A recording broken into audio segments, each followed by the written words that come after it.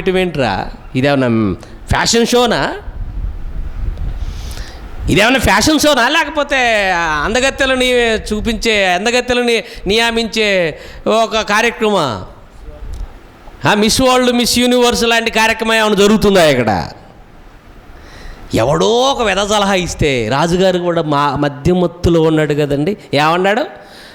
వస్తే కమాన్ అన్నాడు. ఇంకంతే, బుక్ అయిపోయింది. ఇప్పుడు ఎవరో బుక్ అయిపోయింది, ఎవరు? వస్తీ.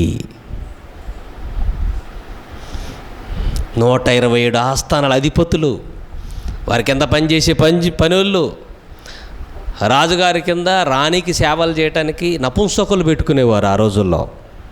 షండ్రుడులు, నపుంసకులు, వాళ్ళు అందరూ చూస్తుంటే ఇప్పుడు రాణిగారు ఏం చేయాలి? కిరీటం ధరించుకొని అందరి ముందుకు వచ్చేసి తన అందాలన్నీ ఆరబోసి వెళ్ళిపోవాలి. ఇది జరగాల్సిన కార్యక్రమం. అప్పుడు రాణిగారు కోపం వచ్చి ఆవిడ ఏమన్నది తెలుసా? బాబు నేను రాను బాబు అన్నది. నేను రాను. చూడండి కింది మాటల్లో, ఇదే అధ్యాయంలో ఏమండి, 8వ వచనం, 12వ వచనం. రాణి అయిన వస్తీ రాజాజ్ఞ ప్రకారము వచ్చుటకు ఒప్పకపోగా, ఆవిడకాడ కోపం వచ్చి, నేను వాళ్ళ ముందు నా అందాన్ని ప్రదర్శించటం ఏంది, మా ఆయన ముందు ప్రదర్శించమంటే ప్రదర్శిస్తాను. నా భర్త రాజుగారు ప్రపంచాన్ని ఏలితేనేంటి, ఏదో అంటారు కదండి, దేశాన్ని ఏలితేంటి అమ్మకి కొడుకు అని అంటారు. లోకంలో సామెత ఏదో చెప్తారు కదా, దేశాన్ని ఏలితే ఏంటి, అమ్మకి కొడుకే, ఒక స్త్రీకి భర్తే. దేశాన్ని ఏలి ఇంటికి వస్తే పిల్లలకు తండ్రే, అవునా కదా? ప్రపంచాన్ని ఏలితే ఏంటి, ఆయనకి ఆవిడికి భర్తే కదండి. అహష్వేరోషు రమ్మంటే రానందుకు రాజుగారి కోపం వచ్చింది. రగులుకుందట, మామూలుగా కాదు మరి. ఎందుకంటే 127 ఆస్థాలో ఇంతమంది ముందు ఆజ్ఞ ఇచ్చిన తర్వాత రాకపోతే రాజుగారికి అవమానమే కదండి. తప్పెక్కడ జరిగింది చెప్పండి? ఇక్కడ తప్పెక్కడ జరిగింది? తప్పెక్కడ జరిగింది?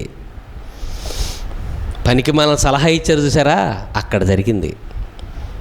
రాజుగారైనా బాబు అది కుదరదులే బాబు, మా ఆవిడని ఇక్కడ రమ్మంటే మీద అని అంటే అయిపోయేది. ఆయన కూడా ఓకే అన్నట్టు. ఇదొక జరిగినటువంటి పెద్ద బ్లండర్, మిస్టేక్.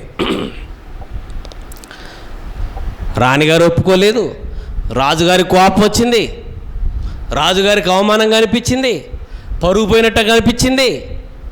అసలకే తన మహిమ ప్రభావాలు కనపరిచే గొప్ప విందు కార్యక్రమం ఏర్పాటు చేశాడు. ప్రపంచాన్ని చక్రవర్తి ఆయే. కొంచెం వస్తీ వివేకంగా ప్రవర్తిస్తే బాగుండేది, కొంచెం తెలివిగా ఆలోచిస్తే బాగుండేది. కానీ కిరీటం పెట్టుకున్న రాణి కదండి, మరి అహం ఉంటుంది కదండి. రాణిగారికి కూడా కొంచెం ఫోజు ఆడుతుంటుంది అప్పుడప్పుడు. మామూలుగా ఇంట్లో ఆడవాళ్ళే భర్తల ముందు ఫోజు ఆడుతుంటారు. రాణి ప్రపంచాన్ని ఏలే చక్రవర్తి రాజు భార్య, మరి ఫోజు ఎట్టకుండా ఉంటుంది చెప్పండి. అంటే రాణికి వస్తీకి అందం ఉంది, కానీ అనుకువ లేదు. కొంచెం వివేకంతో ఆలోచిస్తే, కొంచెం బుద్ధితో ఆలోచించుంటే, అమ్మో నా భర్త తాగి ఉన్నాడు, ఈ అధిపతులు కూడా తాగే ఉన్నారు, ఈ టైంలో ఏ నిర్ణయం తీసుకుంటారు ఏమో, వెళ్ళి అలా వస్తే బాగుండు అని అనుకుంటే అయిపోయేది. ఆయన అనుకోలే. ఏమనుకుంది ఆవిడ? అహాన్ని ప్రదర్శించింది. అనుకోను కాకుండా అహాన్ని ప్రదర్శించింది. అప్పుడు రాజుగారికి కోపం వచ్చింది. ఇక రాజుగారి కోపం వచ్చేసింది అని అంటే, ఆ కాలంలో విడాకులకి ఇవ్వటానికి కూర్చోబెట్టి కాగితాలు రాయించడం ఏమీ లేదు. ఇక రాజుగారు రిజెక్ట్ అని అంటే ఇక విడాకులు ఇచ్చినట్టే లెక్క. గంతి సంగతులు. ఇక ఎన్నటికీ రాజుగారి సన్నిధిలోనికి వస్తీ రావద్దు అని ఆజ్ఞ ఇచ్చేసరికి అంతే, విడాకులు ఇవ్వటం అనమాట. ఇక అంటే ఇప్పుడు రాజుగారి భార్య పోస్ట్ కాస్త ఏమైపోయింది? ఊడిపోయింది. వస్తీ పోస్ట్ ఊడిపోయింది. రాణిగా ఉండే బాధ్యతల నుంచి వస్తీ అర్హతను కోల్పోయింది. అర్హత పోయిందండి. నన్ను అడిగితే ఈ చరిత్ర అంతా నేను చదివినప్పుడు నాకేమనిపించిందంటే అండి, నిజంగా కొంచెం వివేకం ఉంటే, ఎందుకంటే భార్యలకి భర్తల దగ్గర కొన్ని సమయాల్లో వివేకంతో నడవటం తెలియాలి. కొంతమందికి తెలియదండి, కొంతమందికి తెలీదు. కొంతమంది చాలా తెలివిగా ఉంటారండి భార్యలు. బాగా భర్త జేబులో డబ్బులు ఉన్నప్పుడు చాలా లాజిక్గా మాట్లాడతారు. అడిగి జేబు కన్నం పెట్టాలిగా, ఏమండి అంటారు. అంటే అండి అని తెరకింది ఎత్తుందంటే ఏంటి, జేబు కన్నం అన్నమాట ఇది. అదే వివేకం. మరి ఇప్పుడు బైబిల్లో ఉన్నమాట, పిచ్చుక పక్షి చూచుచుండగా వల వేయుట, మరి చూస్తుండగా వల వేస్తే వేస్ట్ పట్టలేవు దాన్ని. అది చూడనప్పుడు వల వేసి దాన్ని పట్టాలి. కొంచెం బుర్ర ఉపయోగించడం అంటారు. ఆడవాళ్ళు కూడా భర్తల దగ్గర కొంచెం బుర్ర ఆడాలి. ఎందుకంటే ఒక్కొక్కరు ఒక్కొక్క కండిషన్లో ఉంటారు, అందరూ ఒకే కండిషన్లో ఉండరు. మంచి వాళ్ళు ఉంటారు, తాగుబోతులు ఉంటారు, తిట్టుబోతులు ఉంటారు. భర్తల్లో పోతులు చాలా ఉన్నాయి. మరి ఆ పోతుల దగ్గర కాపురం చేసినప్పుడు భార్యలకి వివేకం అవసరమే కదండి. తాగుబోతు భర్త రోజు తాగి ఇంటికి వస్తుంటే, దరిద్రుడు ఆడ దొరికాడు, తాగుబోతుని తగిలిచ్చారంటే అప్పుడు తగులుకోడు కర్ర తీసుకొని. అసలు ఆ టైంలో మాట్లాడేసిన మాట అండి చెప్పండి. అది మామూలుగా ఉన్నప్పుడు కూర్చోబెట్టి, ఏమండి ఇలా తాగేస్తున్నారు అలా అండి, పిల్లలు ఏంటండి, కుటుంబం ఏంటండి, పోషణ ఏంటండి అని జాగ్రత్తగా చెప్పాలి. అది వివేకం. తాగి ఉన్నప్పుడే కారం మీద పుండు మీద కారం చల్లినట్టు ఆ టైంలోనే మాట్లాడితే ఇంకేముంది, కర్ర అందుకుంటాడు, వాయించేస్తాడు ఎడాపెడా. అందుకే స్త్రీలకి భర్తల దగ్గర కొంచెం జ్ఞానంగా వివేకంగా ప్రవర్తించడం కూడా తెలియాలి. అంటే వస్తీ జీవితాన్ని చూసినప్పుడు వస్తీకి అందం ఉంది తప్ప వివేకం లేదని నాకు అర్థమైంది. అందం ఉంది తప్ప అనుకువ లేదని నాకు అర్థమైంది. అనుకు ఉంటే ఒకవేళ అలా వచ్చిపోయేదేమో. తప్పుడు ఆలోచనే, అది ఎవరు రైట్ అనరు, అంతే కదండి. తన భార్య అందాలు అందరూ చూస్తుండగా ప్రదర్శించమని చెప్పటం తప్ప రైటా? మీరు చెప్పండి. తప్పే. తన భార్య అందాలు అందరికీ చూపించాలంటాం ఏంటి? తప్పు కదండి. అది తప్పు జరిగింది భర్త వైపు. అప్పుడు నువ్వేం చేయాలి? భార్యగా కొంచెం వివేకంగా ప్రవర్తించాలి. అందుకే అండి, వస్తీ జీవితాన్ని చూసినప్పుడు బైబిల్లో ఒక మాట గుర్తొచ్చింది నాకు. చూద్దాం సామెతల గ్రంథంలో. మళ్ళీ ఇక్కడికి వచ్చేద్దాం. సామెతల గ్రంథము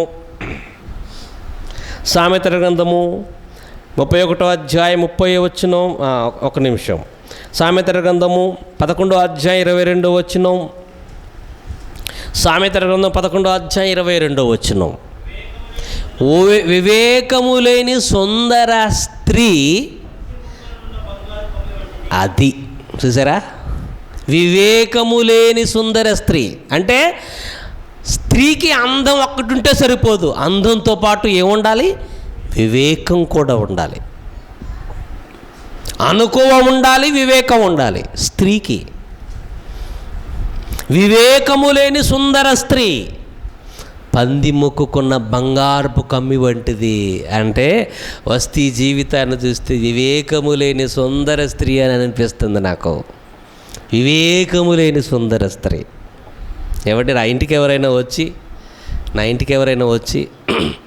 ఒక 10 మంది నా ఇంటికాడ కూర్చున్నప్పుడు తొందరపడి నేను ఒకవేళ మా ఆవిడతో, ఏ అమ్మాయి మరి అది తీసుకురా నేను అన్నప్పుడు, ఇంట్లో ఏమీ లేకపోయినా వివేకం అన్న స్త్రీ అయితే ఏమంటో తెలుసా? ఏమంటే ఒక్క నిమిషం లోపలండి, ఒక మాట ఉందని పిలుస్తుంది. పిలిచి, ఇంట్లో ఏమీ లేవండి, మీరు అది ఛాయ్ చేయమంటున్నారు, లేకపోతే అది చేయమంటున్నారు, ఇంట్లో ఏమీ లేవు అని పక్కకు పిలిచి చెప్పుకోవాలి. అది వివేకం. అలా కాకుండా ఆ 10 మంది అలా కూర్చున్న సమయంలో ఇంట్లో ఏమున్నాయని తీసుకురమ్మంటున్నావు అని అన్నదనుకో, భర్త పరువుకు నిలువునా పోయినట్లే. దీన్ని వివేకం అంటారు. స్త్రీకి ఇది ఉండాలి స్త్రీకి. అర్థమైందండి? 10 మంది వచ్చి ఇంటికాడ కూర్చొని మాట్లాడుతున్న సమయంలో, 10 మంది వచ్చి భర్తతో మాట్లాడుతున్న సమయంలో భార్య మౌనంగా ఉండాలి. తనకు నచ్చినా నచ్చకపోయినా ఆడు ఏం మాట్లాడుతున్నా మౌనం వహించాలి. అంతా అయిపోయి వీళ్ళందరూ వెళ్ళిపోతారు. అప్పుడు చేతి నిండా దొరుకుతాడు భర్త. ఇంటికి తీసుకెళ్ళి 4 దులిపినా పర్వాలేదు ఆ సమయంలో. అది వివేకం అంటే. వస్తీకి ఆ వివేకం లేదు. తన భర్త అలా వచ్చిపోమంటే వచ్చిపోయి ఉండుంటే బతికిపోయేది. కానీ ఏమై